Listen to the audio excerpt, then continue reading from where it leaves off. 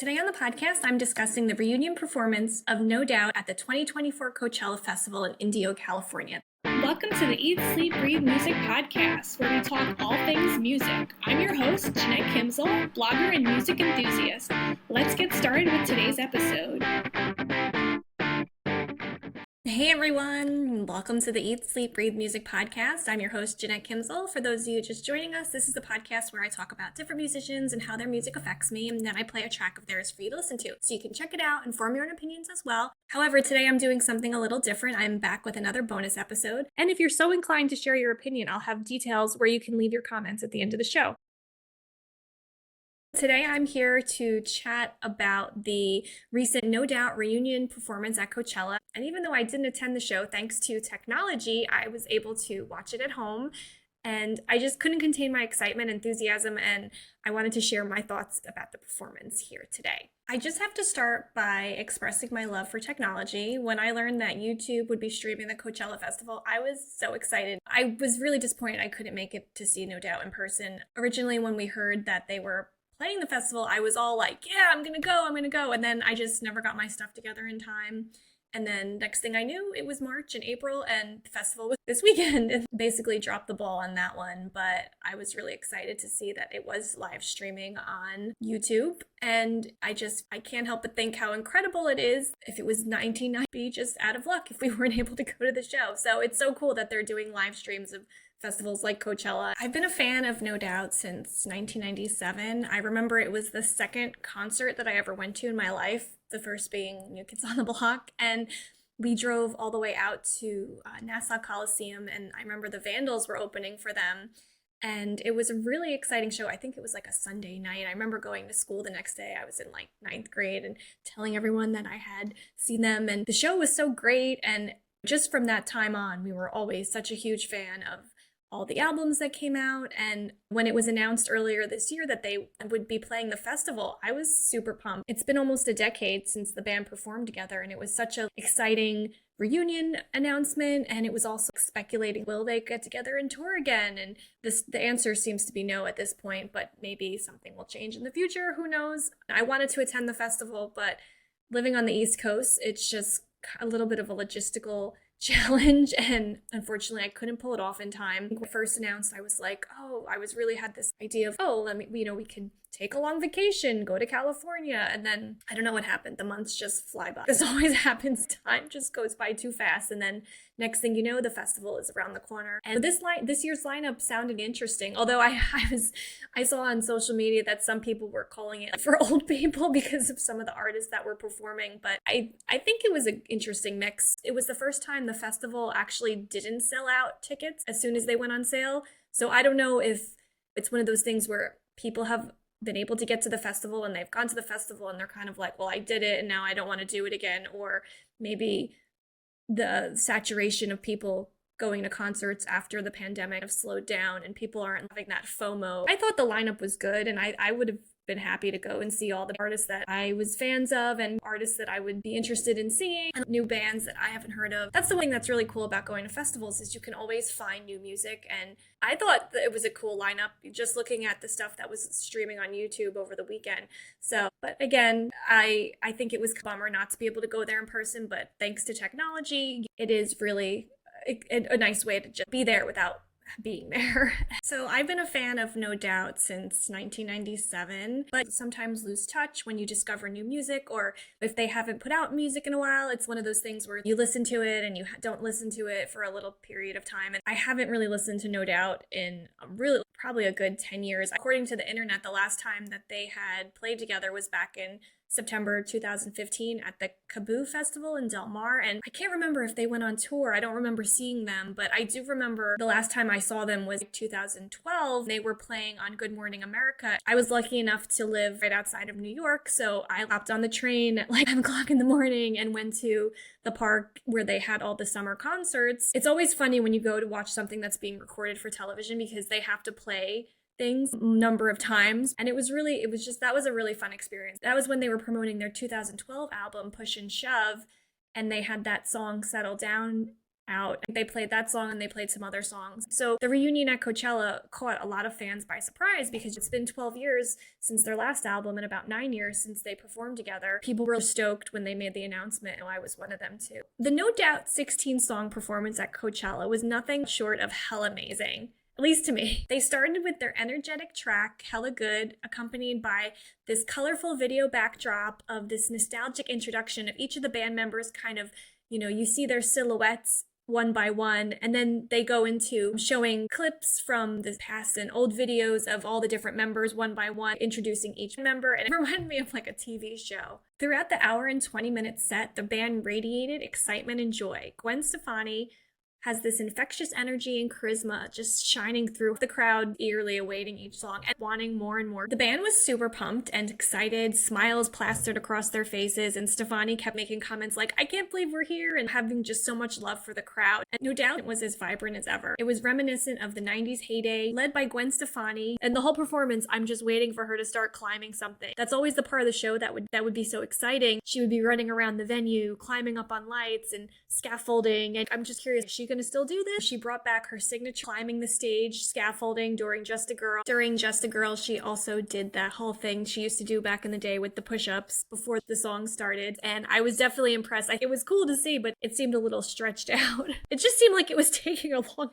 time. I just felt like I was back in 1997 again, and the magnetism of their music and Stefani's performance as a frontwoman. She has this high energy, and she sounded great, and nothing's changed since the last time I saw them back in 2009. The setlist took you on a journey of No Doubt's discography, including a slew of music from the late 90s to the early 2000s. They played tracks off of Tragic Kingdom, including Sunday Morning, Different People, Happy Now, and Don't Speak. 2000's Return of Saturn, including Ex-Girlfriend, Bathwater, Simple Kind of Life, which was dedicated to her ex-husband Gavin Rossdale, and songs from 2001's Rocksteady album, Underneath It All, Hey Baby. The set also included 2 covers, Talk Talks, It's My Life, and One Step Beyond by Madness. Those were nice additions too. They brought back that whole ska element that everyone loves about No Doubt. The Prince Buster classic, One Step Beyond, in the vein of Madness, that was led by Stephen Bradley, and it was the fun little interlude in between the set of Gwen Stefani doing a costume change. Poignant moment in the performance came during Just a Girl, as Stefani, in the beginning, right before she started singing, she was remarking the continued relevance of the song. The song was written back in the 90s when she was feeling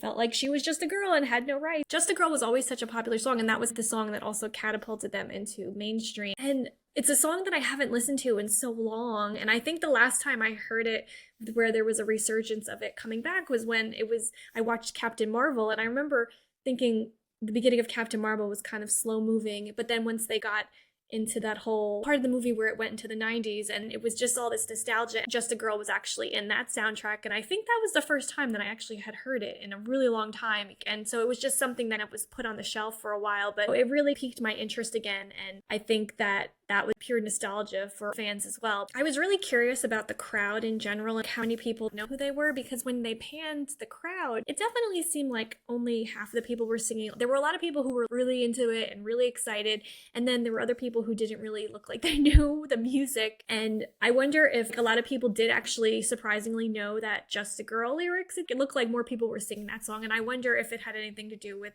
being in the Captain Marvel soundtrack, because a lot of people like Marvel, and it was also a resurgence of the song. Another highlight for me was the fact that they did infuse a lot of ska into the set. It was nice that they went back to 1994 and they did the song Total Hate 95, and that song was actually off their Beacon Street Collection album. The song originally featured a duet with Brad Noel, the singer from Sublime, who was also a friend and often performed with the band a lot.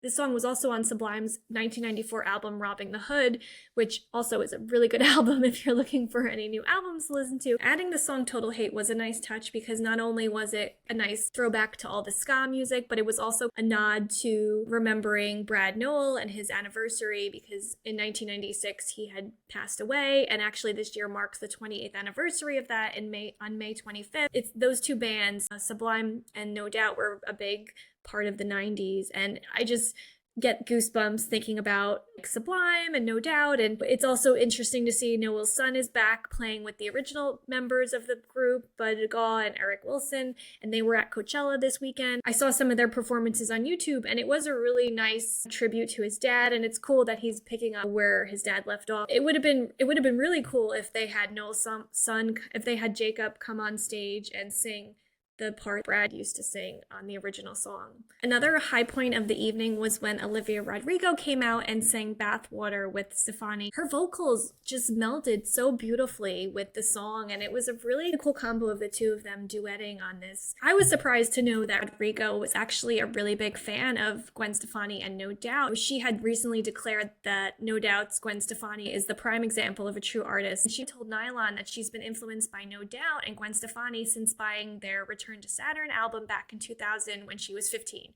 which, wow, makes me feel so old.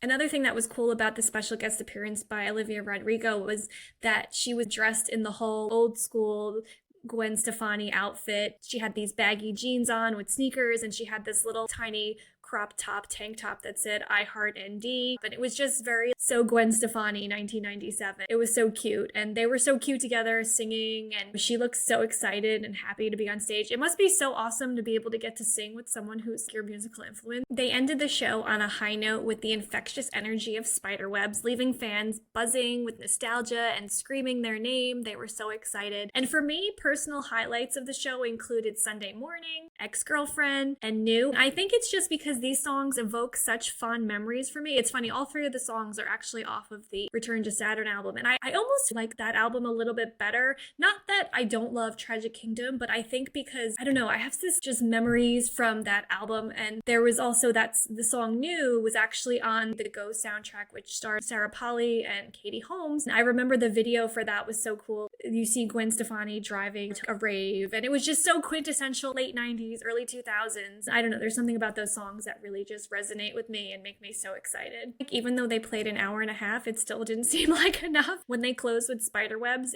there was still so much energy going in the crowd and in my house. I'm like just dancing around my living room. It was just such a fun performance that I got all this energy in a second wind. And then I wound up staying up super late, diving into all these old No Doubt performances dating back to the early 90s. It was such a nostalgic trip. Another thing I found was this concert from the Continental Airliner Arena, which is a place in New Jersey that I remember I saw No Doubt back in 2002. And I vividly remember attending this show and we even got to meet the band. So my one friend's dad's friend was a photographer, and he hooked us up with meet and greet passes. And I remember it was so awkward because, whenever you go into these things, you have 2 seconds for them to sign something and take a photo. And then you always feel like you have to say something really important and really poignant. I feel I never, ever know what to say to anyone. And it's always so embarrassing. I remember me and my friend, we had just done a hair show because we used to do hair shows back when we were in college to make extra money, and we had like a hair color and cut, and I remember we were like, oh, maybe Gwen will notice our hair and say something, but